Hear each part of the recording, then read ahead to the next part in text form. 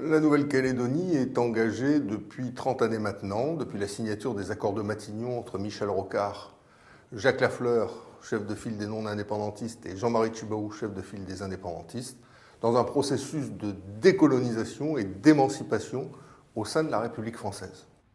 Nous sommes arrivés aujourd'hui au terme de ce processus et au mois de novembre 2018, un référendum d'autodétermination s'est tenu pour savoir si les Calédoniens souhaitaient rester au sein de la République ou sortir de la République.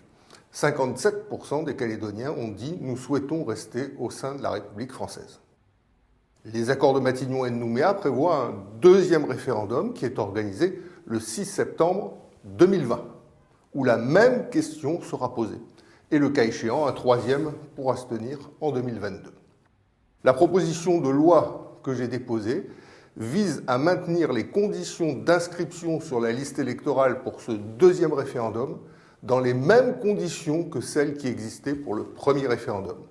Pour le premier référendum, celui de novembre 2018, les Calédoniens d'origine kanak, qu'on appelle de statut coutumier, et les Calédoniens d'origine non kanak, c'est-à-dire européens, d'origine européenne, asiatique ou autre, avaient des conditions identiques d'inscription sur la liste électorale référendaire pour participer à cette consultation.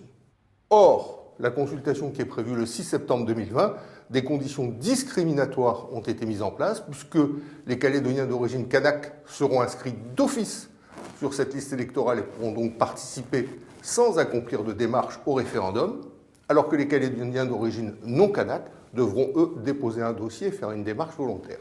C'est une discrimination inacceptable entre Calédoniens.